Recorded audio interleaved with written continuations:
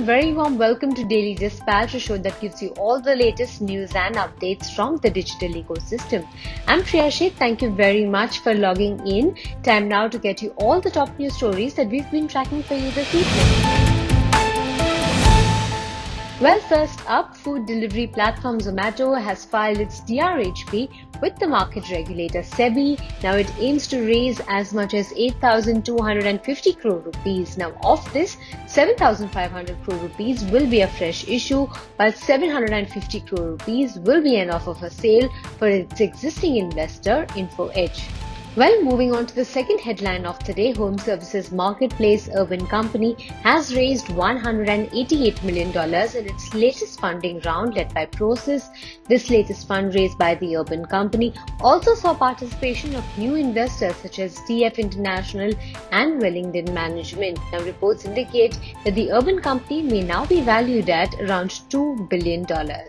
Well, OYO has rolled out a feature on its app where COVID-19 positive individuals can avail quarantine and isolation facilities. Now, OYO Care has also tied up with over 30 hospitals, several government authorities and private sector companies to open its dedicated properties across cities as self-isolation and quarantine centers for frontline workers, health professionals and whoever may need them. Well, moving on to the final headline of the day, Delhi-based eyewear retailer Lenskart has acquired Hyderabad-based essentials delivery startup Daily Joy to enhance its technology and innovation capability. The startup is looking to double the size of its technology team of 150 members. Now, this brand also aims at leveraging technologies like augmented reality, machine learning, computer vision to improve the offline buying experience. Well, moving on to our second segment, I have with me someone who has just raised about $22.5 million. I have with me Abhilash Krishna from CareStack. Thank you very much, Abhilash, for joining us on the Daily Dispatch. I want to begin by asking you about your fundraise, $22.5 million. What is the utilization plan? We are a technology company that operates in the US healthcare sector. And much of our capital is going into expanding the current operations to more customers and also into research and development and rolling out new solutions that can allow us to make our customers successful. Over the last couple of months, we've been seeing, the scenario to be extremely volatile, considering that the pandemic has not only hit Indian markets, but also globally, we've seen a lot of turmoil. For you, how has your experience been at CareStack? What are your learnings from the pandemic? The adoption on our platform post the pandemic has been on the higher side for various reasons, right? We primarily serve dental offices in US, and we provide a technology solution for office to pretty much manage everything that they need on a single cloud-based platform.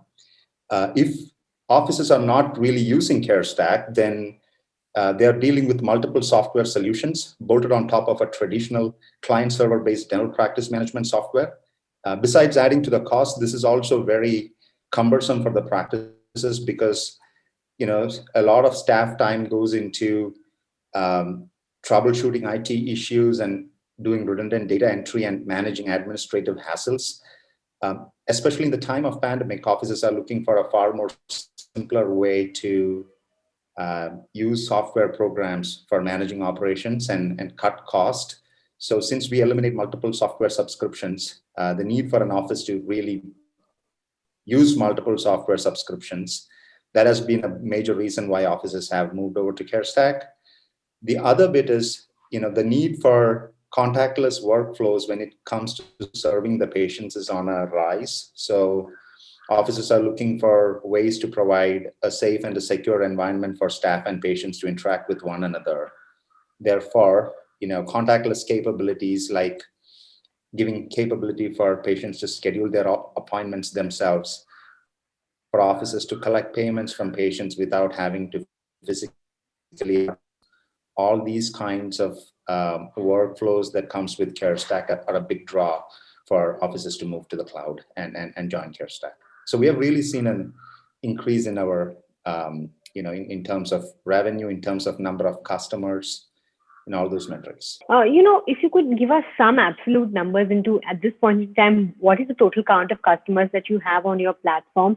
And going forward, what are the kind of targets that you hold in terms of more customers, more product offerings, or more features that you'd like to add on to your platform? Sure. Today we serve over 1,000 offices. So we launched the first version of the product towards end of 2017. So this is our third year in the market. Actually, we have finished the third year and moving on to the fourth year. We serve over 1,000 offices. We add 40 to 50 new offices into the platform every month.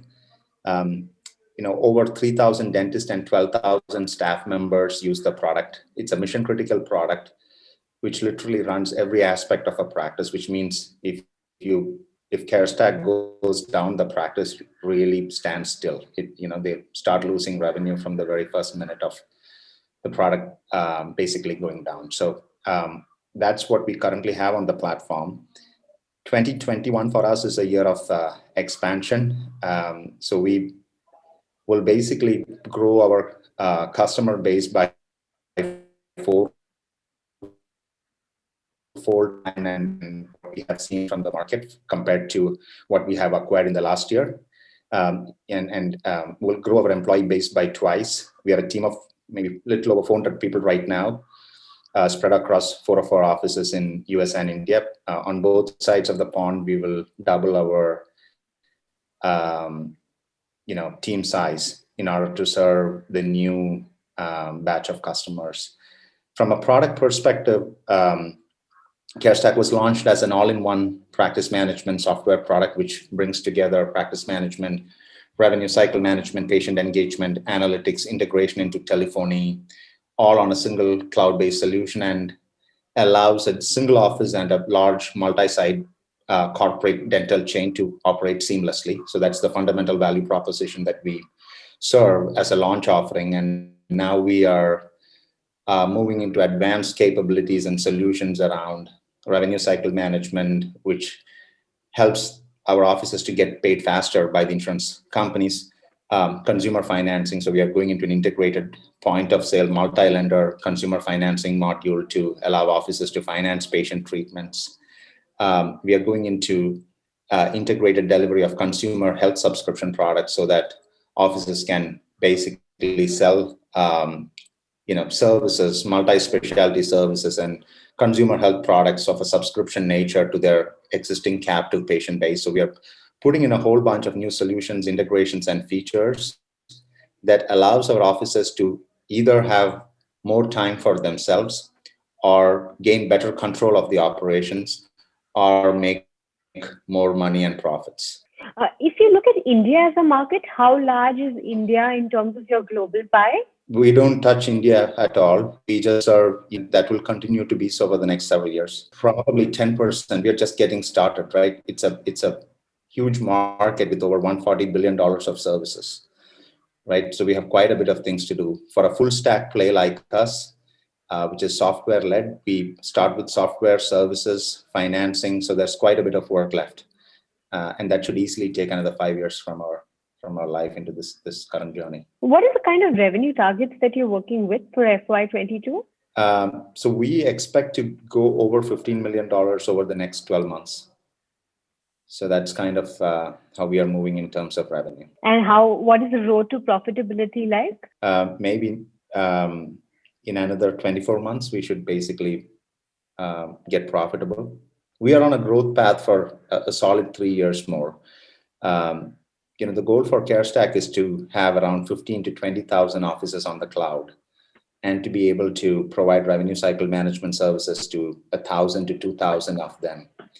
And then have a total of around 15 million active consumers on the platform to whom we can sell a variety of consumer financing products and consumer health subscription products. All right. On that note, many thanks for joining us today, and thank you so much for your insights. Thank you for your time, and thank you for being on Daily Dispatch. Thanks, Priya, for having me in your show.